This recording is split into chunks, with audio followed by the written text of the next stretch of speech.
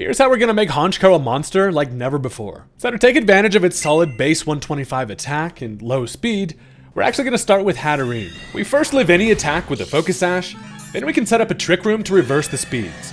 Haydunn now outspeeds and blows up with Misty Explosion for some good damage, but mostly to open the door for Honchkrow to come in immediately on the Trick Room. Since Trick Room is up, this triggers Honchkrow's Room Service held item, dropping its speed by 1 stage. With this and a Brave Nature which lowers speed but raises attack, the Crow is super quick under Trick Room. Plus, since the item was consumed, we can now bust out full power Stab Acrobatics to hopefully grab a quick kill, which now also gives it an attack boost with its Moxie ability. With Trick Room up for a few more turns, we can try to grab some kills with Ground Terra Blast for coverage, or even Stab Night Slash. By the time the Trick Room runs out, we've snowballed attack to crazy levels from Moxie, and then it's time to pull out priority Sucker Punches to anything faster. It's not foolproof, but this can definitely catch some people by surprise, and the Honchkrow might just go crazy.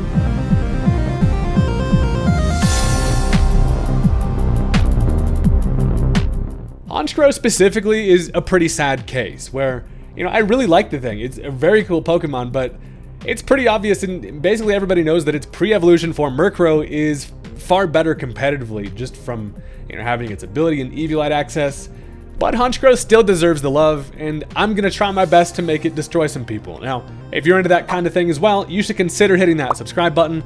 I'm on my way to 400k. I'd love to have you help out with part of the journey. And with that, let's go ahead and get into the match. So first of all, there's quite a few things you need to look at in terms of figuring out if this strategy is going to work. Now, one would be how reliable is their priority access, and two, as long as I can get Honchkrow in on something that it can, kill initially to get it snowballing, that's pretty ideal. So, as I lead off with the Terrakion, I'm just going to set up my Stealth Rock, break some Focus Sash potential, and just be, a weird rhinoceros guy that lays some rocks down. Now, as they lead off with the Toxapex, they have the same idea. They're going to scatter some poisons to some Toxic Spikes, which is actually... Buddy's got balls on him, because I have the Haydunn right there. So I'm thinking, if they're going to set up one layer, they're going to set up two. And I would prefer there not be Toxic Spikes here. So I decide to swap out immediately, and while I threaten that thing with potential for an Earthquake, I bring in the fake-ass Gardevoir in the hat. I bring this thing in because Magic Bounce, I do get poisoned, obviously, which is annoying because it's going to break my own Focus Sash. But they do go for a second layer of T-Spikes, and I'm like, go ahead, and I'm going to need you to hang on to these, bud. I bounce him back, and now we've both got some Toxic Spikes, and that's going to make things a whole lot more poisony around this host. So, at this point, Haydunn functions in terms of being able to set up Trick Room and then getting the hell out of here. So, I figure, I brought this thing in. I guess it's time to see if we can get the Honchkrow going because it's kind of naturally found itself a position here. So, first of all, I go for the Trick Room, of course. I need to switch over the speed tiers. And as they bring in Latios, kind of a bold move bringing the Dragon in. I imagine it's probably just because it's levitating above the Toxic Spikes.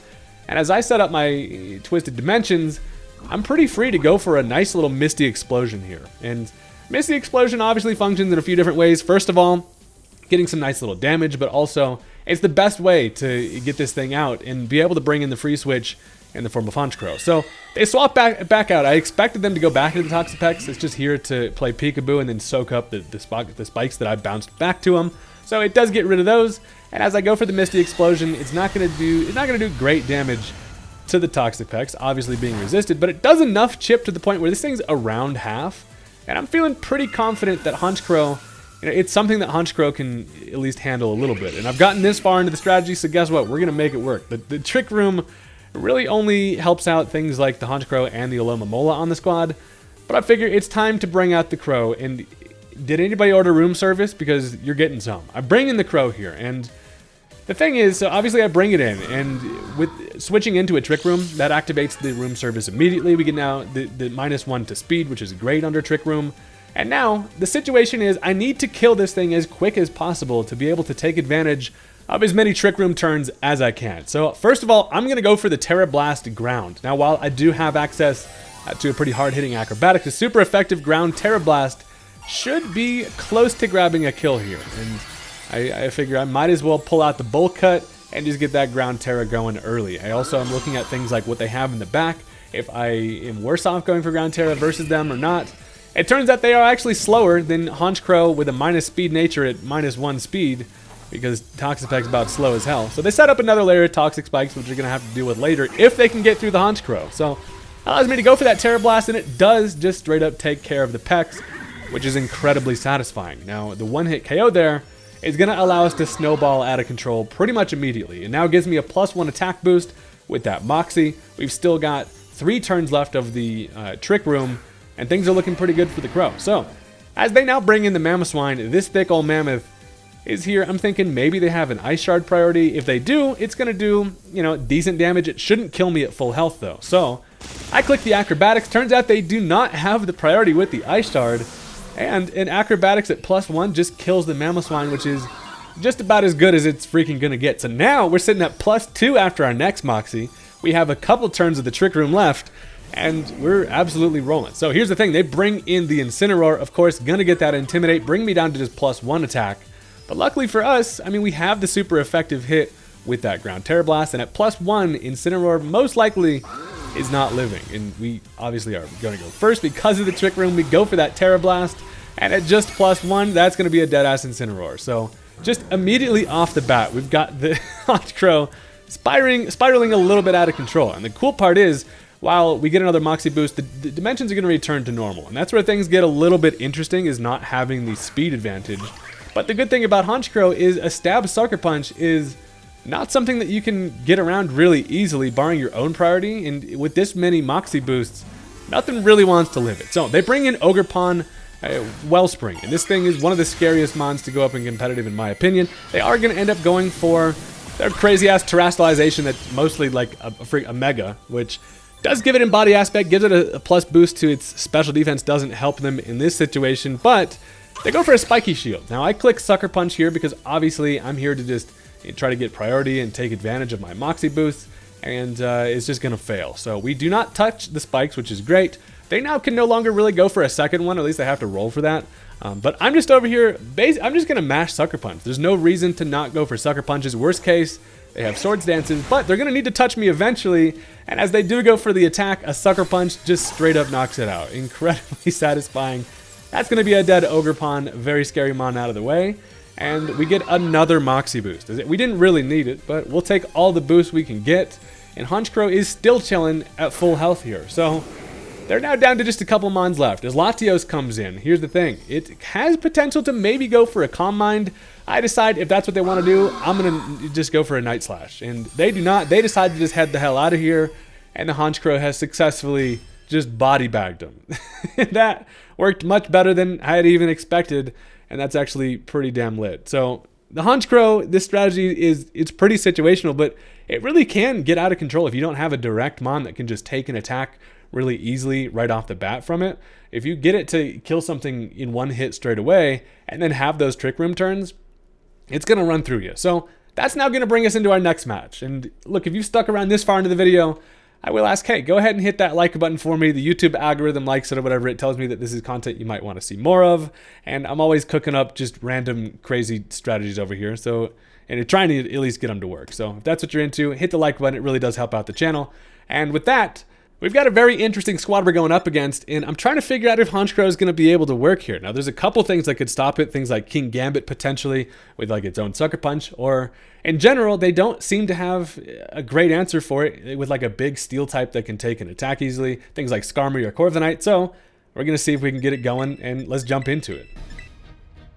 So this time, my opponent is going to lead off with an Ursaring. Did not expect this thing as lead. Ursaring's actually an interesting choice, having the ability to use Eviolite. This thing could get a little bit scary. So as I lead Terrakion, I'm kind of thinking maybe they swap out here, fearing just a close combat right off the bat. I mean, the freaking bear's got a target on his chest for close combat. It's just inviting me to punch it. But I go for the Stealth Rock, expecting maybe the Miss Magus switches in.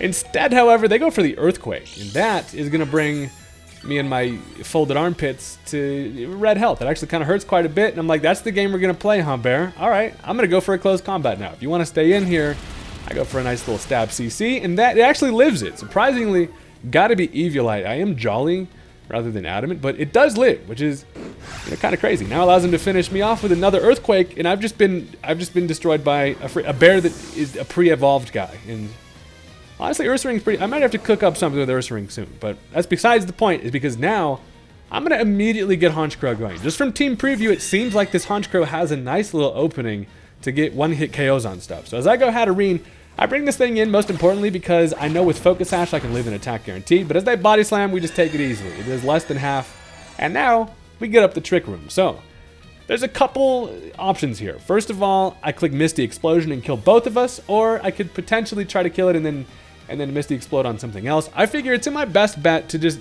go boom right away.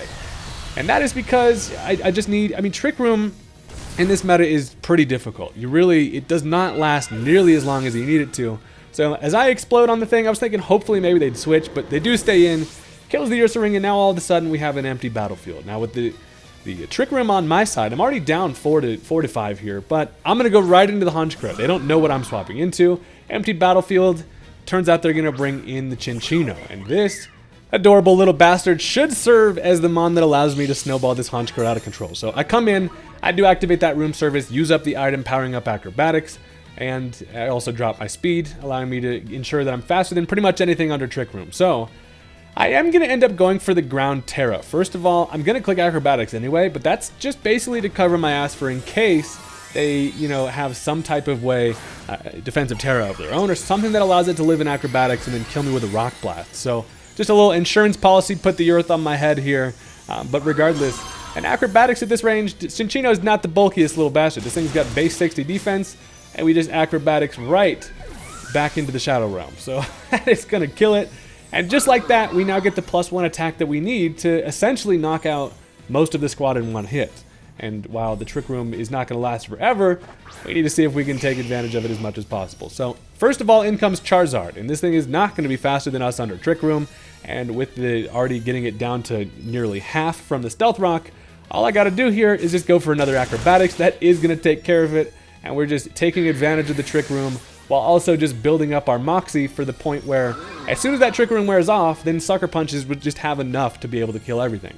Foolproof strategy. As now as they bring in the Miss Maggie, I'm thinking, okay, this thing, I mean, it can't outspeed me. There's nothing it can really do to live a Night Slash, so I can bust it out. Don't even need to Sucker Punch, and that is a dead Ghostly Hat. I also get the crit, which does not matter. High crit ratio on the Night Slash is always great. Never seems to happen whenever you need it, but we get it there. And just like that, Moxie has gotten us to a point where we're feeling pretty damn nice, especially with the Trick Room wearing off. I say it never lasts as long as you want it to, and it just goes away too damn quick. But, we've gotten a big portion of the squad taken care of, and now as they bring in Luxray, they do get an Intimidate. This thing, it knocks me down to still just enough to surely knock things out with Sucker Punch. And I'm worried about this thing not going for an attack here, but they're basically forced to. I click the Sucker Punch. That's a dead-ass Luxray. Which is actually quite satisfying because I could have lived an Ice Fang anyway, but I now get another Moxie boost to bring back the. It's like you never even intimidated me, and now immediately we're already down to their final Mon.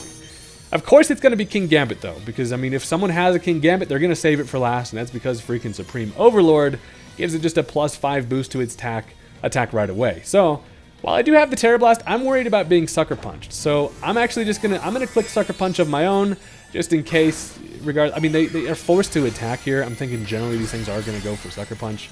And Honchkrow is kind of in a bit of a bad spot here. They are going to go ahead and power it up. They figured the last Mon anyway. Might as well pull out the Dark Terra. And as I go for the Sucker Punch, they do not click the punch of their own. They actually would have been slower, I believe. I'm not actually sure on the speed tiers there. Regardless, they click the Kowtow Cleave, which after I hit it with my Sucker Punch as they resist, they are able to live. And then they do cleave me to death. So the Honchkrow is not going to get the successful body bag sweep today, which is unfortunate. However, while King Gambit is still a threat here, I've got 3 Mons left, and honestly, if I don't have a defensive wall, I'm kind of screwed by Sucker Punches. But luckily for me, I've got the thickest damn fish in the entire world. I have the Aloma Mola for situations like this where I outspeed, which is fun. But I get off a Scald thinking maybe I could burn it. Regardless, they can go for the Kowtow Cleave, and max defense Aloma Mola has got to be just the most annoying thing ever. I take less than half from that, which is hilarious. And I also have the Rocky Helmet, so they're forced to touch me. I can just outspeed. And while the Scald doesn't quite have enough to knock it out, they're forced to just go for another physical contact move, or the Kowtow Cleave doesn't even have enough to knock me out. But the Rocky Helmet is going to do the job for me. So sometimes the helmet comes in clutch, and that's going to be a dead King Gambit. And that's going to be the end of the game. So this Honchkrow, it's very hard to kind of stop it in its tracks unless you have something really nice for it early. Main things would be just the flying steel types. If I don't have the ability to hit it with a super effective attack immediately it can be stopped. But people just really do not know what's about to hit him when this crow comes out. So that's kind of that's the fun part. And we got some interesting games showcasing how that can work there. So thank you guys very much for watching. The support is, I always say this, but seriously, the support is amazing. If you guys have any ideas for strategies that you'd like me to feature in these videos, don't be shy to leave them in the comments. I love reading all of the comments. And if you have any things you'd like to see, I'd like to check them out. So with that, I will catch you guys next time. Peace out.